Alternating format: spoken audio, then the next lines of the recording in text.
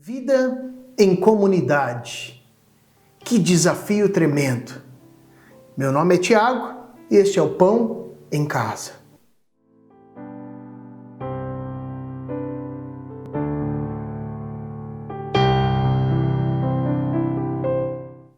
Eu quero te convidar neste dia a continuar a nossa viagem pelas cartas de Pedro. Hoje nós vamos estar trabalhando o capítulo 4, a partir do verso 7 até o versículo de número 19, encerrando assim este trecho. Próxima semana nós entraremos então no capítulo de número 5, que é tremendo também para as nossas vidas. Mas eu quero te convidar então a correr, pegar o teu lápis, pegar o teu caderno, a tua Bíblia, para que nós possamos meditar na presença do nosso Deus. Palavra que é viva para as nossas vidas, palavra que é eficaz, palavra que enxerga os nossos corações, e eu quero te convidar a abrir o teu coração, abrir o teu entendimento para receber tudo aquilo que Deus tem preparado para você neste dia. Vamos lá então? 1 Pedro 4, do verso 7 até o versículo de número 19. Diz assim a palavra do Senhor. Ora, o fim de todas as coisas está próximo. Sede, portanto, criteriosos e sóbrios, a bem das vossas orações. Acima de tudo, porém, tende amor intenso uns para com os outros, porque o amor cobre multidão de pecados. Sede mutuamente hospitaleiros, sem murmuração. Servi uns aos outros, cada um conforme o dom que recebeu, como bons dispenseiros da multiforme graça de Deus. Se alguém fala, fale de acordo com os oráculos de Deus. Se alguém serve, faça-o na força que Deus supre, para que em todas as coisas seja Deus glorificado por meio de Jesus Cristo, a quem pertence a glória e o domínio pelos séculos dos séculos. Amém. Amados, não estranheis o fogo ardente que surge no meio de vós, destinado a provar-vos como se alguma coisa extraordinária vos estivesse acontecendo. Pelo contrário, alegrai-vos na medida em que sois coparticipantes do sofrimento de Cristo, para que também na revelação de sua glória vos alegreis exultando. Se pelo nome de Cristo sois injuriados, bem-aventurados sois, porque sobre vós repousa o Espírito da glória e de Deus. Não sofra, porém, nenhum de vós como assassino, ou ladrão, ou malfeitor, ou como quem se intromete em negócios de outrem. Mas se sofrer como cristão, não se envergonhe disso. Antes, glorifique a Deus com este nome. Porque a ocasião de começar o juízo pela casa de Deus é chegada. Ora, se primeiro vem por nós, qual será o fim daqueles que não obedecem ao Evangelho de Deus? E se é com dificuldade que o justo é salvo, onde vai comparecer o ímpio? Sim, o pecador? Por isso também, os que sofrem segundo a vontade de Deus, encomendem a sua alma ao fiel Criador na prática do bem. Vamos orar? Senhor Deus, nós queremos colocar nossa vida diante do Senhor e pedir que o Senhor venha iluminando as nossas vidas, nossos corações, para que possamos compreender o Teu querer, a Tua vontade. Fala conosco, Espírito Santo de Deus. Esta é a nossa oração em nome de Jesus. Amém e amém. Pedro continua chamando os irmãos a suportarem muito bem as aflições e os problemas, né? Lembrando que eles estão vivendo em uma época de muita tensão e perseguição, uma época de muitas hostilidades. E nesse sentido, Pedro fortalece os irmãos, mas ele também começa a trabalhar uma questão que vem surgindo, né? Em meio a essas hostilidades, começam a surgir pequenas divisões internas dentro dos irmãos, da própria igreja que Pedro envia a sua carta. Essa tensão que vem sobre eles era uma tensão natural, né, mediante o momento que eles viviam, mas Pedro chama a atenção que Cristo está próximo e não há tempo para perder com essas pequenas coisas, com essas divisões, e desse modo ele então trabalha a sua carta. E eu quero te chamar a meditar, nós vamos aqui versículo por versículo, para ficar mais fácil para a nossa caminhada. O verso 7 ele inicia dizendo que o fim de todas as coisas está próximo. Sede, portanto, criteriosos, sóbrios, a bem das vossas orações. Aqui, Pedro, muitas pessoas identificam, quando nós falamos que o fim está próximo, como se Jesus fosse voltar amanhã. Bem, na verdade é que nós não sabemos quando será. Para Pedro já estava próximo, para Paulo já estava próximo, que dirá para nós hoje, queridos, está muito mais próximo. Mas quando os autores bíblicos eles declaram, olha, o fim está próximo, a intencionalidade de escrever dessa forma é justamente a seguinte: viva com a expectativa de que Cristo já está às portas. Por que viver dessa forma? Porque quando nós levamos a nossa vida, ou caminhamos a nossa jornada nesta perspectiva, nós devemos estar preparados para nos encontrar com Cristo a cada instante, a cada momento. Note que Jesus ele não sabe o dia da sua volta, né? E se ele soubesse e nos comunicasse, certamente a grande maioria, e provavelmente eu estaria também dentro deste grupo, eu não quero me isentar neste momento, mas a nossa natureza é assim, nós estaríamos dentro do grupo das pessoas que estariam talvez até o último momento, né, fazendo coisa aqui ou acolá, errando aqui ou acolá para pedir perdão nos últimos momentos, se nós soubéssemos o dia e a hora que o Senhor volta. É por isso que ele já não anuncia, o Pai não anunciou ao Filho, né? Ninguém sabe senão o Pai. E é por isso que Pedro declara, olha irmãos, parem com essas bobeiras, parem com essas divergências, com essas questões, com essas picuinhas, e viva como se Jesus fosse voltar amanhã. Eu quero te fazer uma pergunta, como seria a sua jornada se Jesus voltasse amanhã? Se você soubesse que Jesus está voltando amanhã, o que você faria hoje? É uma pergunta difícil? Não, é uma pergunta simples, fácil, mas muitas vezes ela se torna, nas nossas vidas, um espelho que mostra a mediocridade que nós temos vivido. Ou, em uma segunda análise, um espelho que mostra o quanto nós nos preocupamos com coisas fúteis, coisas passageiras e que não têm tanto valor assim. Certamente tem pessoas que, se fossem responder essa pergunta, declarariam, olha, eu me reconciliaria com determinadas pessoas. Eu investiria mais tempo na minha família. Eu investiria mais tempo na eternidade. E eu quero te dizer, querido, que é assim que você deve viver, como se Jesus fosse voltar amanhã. Priorizar o que realmente importa. É isto que Pedro está ministrando aqui à igreja. A importância de orar regularmente, né? A importância de amar o próximo, de viver as disciplinas espirituais e o amor, a realidade do reino de Deus, uns para com os outros, como se Jesus fosse voltar amanhã. Ou seja, os nossos bens, o nosso nível social, o poder que está sobre as nossas vidas não vão significar nada quando nós estivermos diante de Cristo, no retorno para buscar a sua igreja. Por isso, não invista mais do que o necessário em bens materiais, no nível social. Não se preocupe exacerbadamente com isso. Não coloque um investimento maior do que isso merece na tua vida. Não priorize mais do que isso merece na tua vida, porque certamente diante de Cristo não é isso que vai contar. Nós devemos investir o nosso tempo e os nossos talentos naquilo que vai determinar toda uma eternidade na presença de Deus. Pastor Tiago, quanto é uma eternidade? Uma eternidade é um tempo que nós não podemos medir. É um tempo que nós não conseguimos mensurar. Algo que perpassa toda a nossa realidade, a nossa percepção de tempo e espaço. É investir nesta realidade. Pedro coloca duas expressões de suma importância para as nossas vidas, no versículo 7.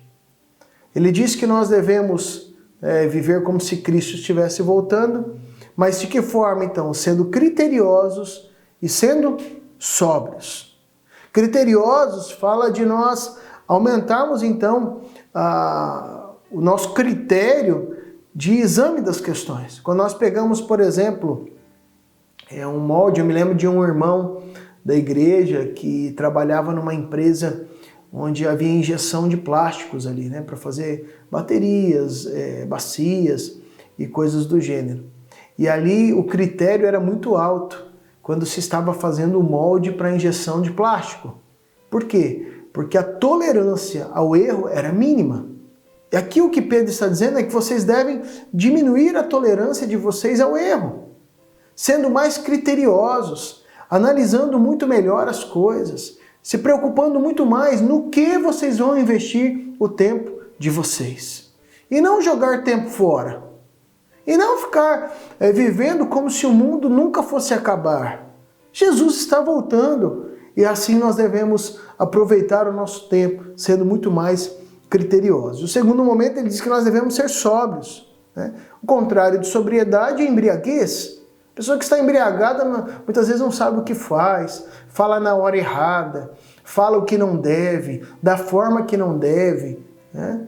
E Jesus, ele nos chama a ter essa sobriedade do Espírito. Através de Paulo, ele diz que nós devemos estar embriagados do Espírito, né? E não de outras coisas. E Pedro aqui, ele retoma essa temática dizendo, olha, sejam sóbrios. Não perca o controle dos seus sentimentos, das suas emoções. Isso ele fala diante de pessoas que certamente estavam lidando com palavras ásperas, pessoas que estavam tendo discussões nos seus relacionamentos. E note que Pedro fala, olha, Jesus está voltando, devemos viver como se Jesus voltasse amanhã. Por isso, seja muito mais criterioso nos seus investimentos, do investimento do seu tempo, dos seus recursos, do investimento da tua família, das tuas posses, e seja sóbrio nos teus relacionamentos, na forma de falar, de agir, de pensar. Tenha domínio próprio, tenha autocontrole, para que você não perca a bênção de viver em comunhão enquanto Jesus está retornando. Olha que coisa tremenda para as nossas vidas. Ele continua no versículo de número 8, falando acerca do amor. Olha o que o versículo de 8 nos diz. Vamos ler. Acima de tudo, porém, tende amor intenso uns para com os outros, porque o amor cobre multidão de pecados. Sede mutuamente hospitaleiros, sem murmuração. Note que o verso 8 fala de intensificar o amor. O 9, ele continua ampliando acerca da hospitalidade. E ambos falam acerca dos nossos relacionamentos interpessoais. Pedro está dizendo, olha, vocês precisam amar mais. E o amor, ele cobre multidão de pecados. Qual o sentido disso para a nossa vida? Ou seja, quando nós decidimos amar o nosso próximo, este amor dispensado ao próximo, ele encobre, não no sentido de esconder, de ocultar as falhas, mas ele está acima disso. À medida que, por exemplo, a minha esposa decidiu me amar, ela me ama mesmo com as minhas falhas e limitações. O amor cobre multidão de pecados. Para mim é muito mais fácil amá-la, porque as virtudes dela são muito maiores do que os poucos erros que ela tem, né? Dos mínimos erros que ela tem. O amor que cobre multidão de pecados é justamente quanto mais eu amo, né? As diferenças são minimizadas. Quanto maior o amor, mesmo diante de situações que precisam ser corrigidas, são corrigidas com amor, com tranquilidade, com paz, com afeto e carinho na forma de dizer. E no verso 9, então, ele fala sobre praticar a hospitalidade. Quando nós olhamos em vários momentos, a palavra de Deus fala de hospitalidade, era um dom que era muito necessário nesta época bíblica. As viagens longas, a dificuldade dos transportes, Então sempre você precisava utilizar a casa dos irmãos, a dificuldade dos lugares para dormir, que as hospedarias não eram muitas, o valor elevado. Então por isso que a Bíblia sempre enfatiza essa questão da hospitalidade. Mas não é porque nós vivemos tempos onde para nós é muito mais fácil e prático que nós não devemos também exercitar o dom da hospitalidade. Sermos hospitaleiros uns para com os outros, viver este amor que tudo suporta. Hoje em dia, por exemplo, se nós abrimos a nossa casa para pessoas, hoje parece muito estranho. Há pessoas que declaram o quê? Eu vou colocar um estranho dentro da minha casa? Claro que não é um estranho, mas o irmão em Cristo. às vezes um preletor, ou às vezes uma pessoa, um cantor que está vindo para ministrar na igreja. Note que hoje sempre as pessoas direcionam para os hotéis. Será que é porque é mais prático? É claro que em alguns momentos a pessoa quer descansar, ficar mais tranquila, mas por outro lado, eu creio que falta um pouco mais também de hospitalidade no nosso coração. Porque nós pensamos que vamos perder, né, a liberdade no local, tudo em que vai implicar em receber alguém de fora na nossa casa. E aqui Pedro ele fala, vocês precisam praticar a hospitalidade. E isso requer de nós abrir mão de nós mesmos para amar o nosso próximo. Eu conheço muitos irmãos que são extremamente hospitaleiros. E isso é tremendo. E a pergunta que fica para nós é, será que nós somos hospitaleiros? Versículo de número 10. Servi uns aos outros, cada um conforme o dom que recebeu, como bons dispenseiros da multiforme graça de Deus. Se alguém fala, fale de acordo com os oráculos de Deus. Se alguém serve, façam na força que Deus supre, para que em todas as coisas seja Deus glorificado por meio de Jesus Cristo, a quem pertence a glória e o domínio pelos séculos dos séculos. Amém. Amados, algumas pessoas que são muito conscientes dos dons e talentos que têm, acreditam que têm o direito de usar suas aptidões da forma que considerarem convenientes. Outras acreditam também que não têm nenhum talento. Mas a ambos os grupos aqui, Pedro ele declara, ele dirige, né? Todos que nós temos um dom e nós devemos usar para o nosso próximo. Então mesmo que você ache que não tem, todos nós temos um dom. Você precisa descobrir talvez qual é o teu dom ou qual é o chamado de Deus para a tua vida, mas use os teus dons e talentos para o bem do próximo, não para o teu bem pessoal, o teu bel prazer. Ele também destaca que a cada momento, queridos, nós vamos desfrutar como comunidade desses dons. Por isso, de colocar à disposição dos nossos próximos, nosso próximo, aliás. Paulo também coloca na lista, né, usar os dons, e ele inclui também mais alguns dons lá em Romanos 12, 6 a 8, 1 Coríntios 12, de 8 a 11, e em Efésios 4, 11. Surge mais uma pergunta para as nossas vidas. Como é glorificado Deus quando nós usamos os nossos dons? Quando nós usamos os nossos dons, quando o Senhor, da forma que Deus quer, para ajudar os outros, para colocar os princípios do reino de Deus em prática. Dessa forma as pessoas vão ver Cristo na nossa vida. A luz de Deus vai brilhar através de nós. Eu acredito que Pedro, quando estava aqui escrevendo esta carta, certamente ele lembrou de Mateus capítulo 5, que declara assim: ilumine a vossa luz diante dos homens, para que vejam as suas boas obras e glorifiquem o Pai que está no céu. Certamente ele lembrou desta passagem. Note que Pedro trabalha alguns momentos aqui. Se alguém fala, nós podemos colocar a pregação ou a profecia, né, qualquer tipo de comunicação da graça divina. Então deve ser de acordo com os oráculos de Deus. Aí aqui na época de Pedro, os oráculos não eram uma revelação, não, mas faz referência ao Antigo Testamento. Então, se alguém fala, fale de acordo com a palavra de Deus, que para eles era a Bíblia que eles tinham na época, né? O Novo Testamento estava sendo escrito, né? Sem ainda ter essa mentalidade de ser um livro como uma biblioteca como é assim para nós. Então a referência aqui é o Antigo Testamento. Então se alguém fala alguma coisa, prega ou tem uma profecia, que seja de acordo com a palavra de Deus. Esse é o sentido. O serviço, né, que na palavra no original seria o diaconel, né, a organização, tudo que for feito, o serviço social, a missão, né, tudo isso deve ser prestado com a força que Deus supre para as nossas vidas. E aquele que realiza deve estar certo, querido, de que Deus vai suprir, né, vai nos direcionar, vai nos dar a capacitação para exercer esse serviço. Quando nós vamos adentrando aqui ao versículo 12,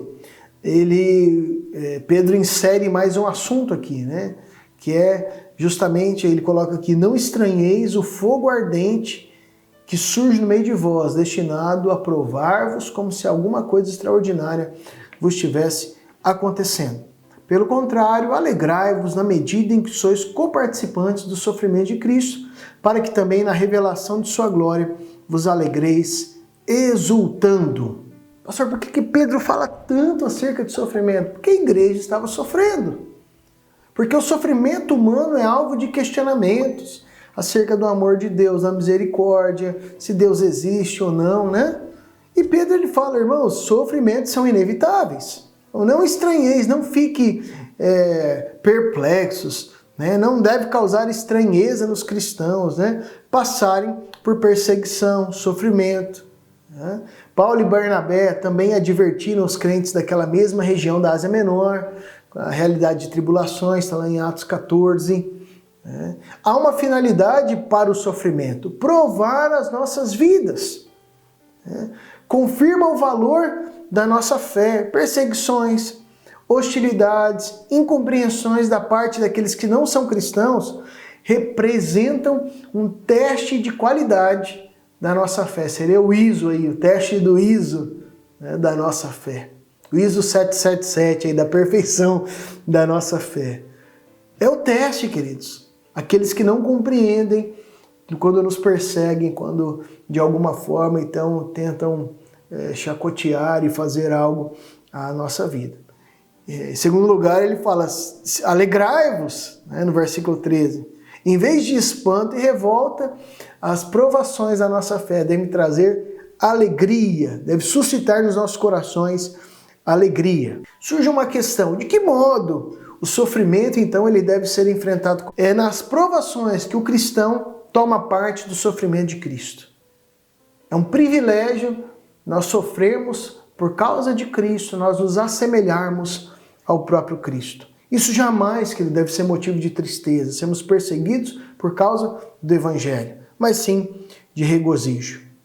E além da comunhão com Cristo, os sofrimentos por Ele, né, são seguidos de uma participação na sua glória. Quem com Ele sofre, com Ele também é glorificado, como diz o apóstolo Paulo aos Romanos, lá no capítulo 8, verso 17. E quando Ele voltar, aqueles que sofreram junto com Ele terão um gozo intenso, uma alegria intensa, porque constatarão não ter sido em vão o sofrimento tido. Verso 14. Se pelo nome de Cristo sois injuriados, bem-aventurados sois, porque sobre vós repousa o Espírito da glória e de Deus. Mais uma vez, Pedro aqui ele recorda as palavras de Jesus. Lá em Mateus 5,11, bem-aventurados sois quando por minha causa vos injuriarem e mentindo disserem todo mal contra vós. Grande será o vosso galardão. Isso não significa, meus irmãos, que todo sofrimento ele é consequência de uma boa conduta cristã. Algumas vezes a pessoa ela pode murmurar, me perseguem porque eu sou cristão, quando é óbvio para todo mundo que essa pessoa está sendo perseguida por causa de um problema criado por ela mesma. Então não cabe aqui qualquer tipo de perseguição ou de problema, mas simplesmente os problemas causados por perseguição baseado na nossa conduta de fé. Ou seja, a pessoa que tem caminhado na justiça de Deus e ela é importunada para que participe de algum ato de corrupção e ela permanece fiel, então começa-se a ser perseguida, começa a ter um investimento contra a sua vida por causa dos princípios de Deus. Quando você for perseguido nesse sentido, por não praticar o pecado, por não ser corrupto, seja motivo de alegria para a tua vida. E a palavra de Deus nos diz que nós podemos estar seguros, né, que todas as vezes que nós sofremos por Cristo, Ele sempre estará conosco. É a bem-aventurança para aquele que sofre. O injuriado é bem-aventurado. Nós não precisamos ficar preocupados com isso. Muitos cristãos da época sofriam ofensas morais pelo simples fato de serem cristãos. Então eles não precisavam ficar tristes, mas a alegria de viver esses sofrimentos por Cristo é o que deve tomar conta do coração. E certamente a certeza de que o Senhor vai estar conosco. Verso 15 e 16. Não sofra, porém, nenhum de vós como assassino, ladrão, malfeitor, ou como quem se intromete em negócios de outrem.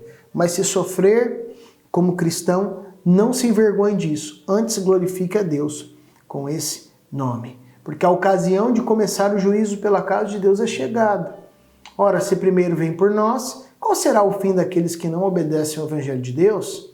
E se é com dificuldade que o justo é salvo, onde vai comparecer o ímpio? Sim, o pecador. Por isso também, os que sofrem segundo a vontade de Deus, encomendem a sua alma ao fiel Criador na prática do bem. Note que o texto fala acerca do não sofrimento por sermos assassinos, ladrões, malfeitores. Aqui ele retoma novamente a questão de não sofrermos por práticas nossas de pecado, mas que nós devemos então nos alegrar quando sofremos por Cristo. Uma vez passado esta questão, quando nós vamos do verso 17, ele fala sobre a ocasião de começar o juízo pela casa de Deus. E aqui, essa referência não é acerca do juízo final, do julgamento final, mas a disciplina purificadora de Deus. Lá em Hebreus 12:7 nós vemos um pouquinho mais acerca disso. Frequentemente, queridos, Deus ele permite que as consequências do pecado sigam seu curso, até com os crentes. É claro que a palavra de Deus nós vemos o quanto até a maldição se torna em bênção, até a palavra de Deus diz que onde abundou o pecado, superabundou a graça de Deus. Mas a consequência do erro, do pecado, ela é realidade, às vezes ela é prolongada justamente para nos mostrar, né, o quanto nós devemos nos apegar ao Senhor. E aqui nós separamos 4 razões, né, que muitas vezes o pecado ele segue as suas consequências na nossa vida. A primeira delas é para nos mostrar a nossa potencialidade para pecar, o quanto nós temos uma tendência a viver no pecado. Há os cristãos que são muito orgulhosos, dizem, eu não peco, isso e aquilo, mas isso é uma falácia, uma mentira. A prática é que o Senhor ele permite as consequências do pecado sobre nós para mostrar mesmo o quanto nós somos pecadores e falhos e quanto há uma tendência a pecar. Em segundo lugar, para nos animar a nos afastar do pecado e dependermos cada vez mais do Senhor. O Senhor permite as consequências do pecado virem sobre nós para que nós acordemos para a vida. Poxa, eu preciso depender mais do Senhor. Em terceiro lugar, para nos preparar a fim de nós enfrentarmos outras tentações até que sejam mais duras no futuro. Né? Ou seja, nós vamos crescendo, amadurecendo e nos preparamos a enfrentar outras tentações. Em quarto lugar, para nos ajudar a permanecer fiéis e seguir dependendo do Senhor. Se nós como cristãos necessitamos disciplinas terrestres, imagine aquele que não é crente, querido. Imagina. Se nós necessitamos, imagine aquele que não é crente. Se nós com dificuldades somos salvos, é claro que somos salvos pela graça e misericórdia de Deus. Graça e misericórdia do Senhor, mas mediante o arrependimento, né, das nossas vidas. Imagine aqueles que rechaçam a Cristo. É sobre isso que Pedro é muito incisivo aqui. Ele trabalha que o infrator ele é castigado, mas que o cristão não deve desonrar o nome do Senhor, pois o juízo é chegado sobre as nossas vidas. O fim daqueles que desobedecem ao Evangelho, qual será ele? Qual será o fim? Ser salvo não é fácil. Não custa nada a nós, mas custou a Deus a morte do seu próprio Filho. Foi pago um alto preço. E manter no caminho da salvação também é um desafio para as nossas vidas.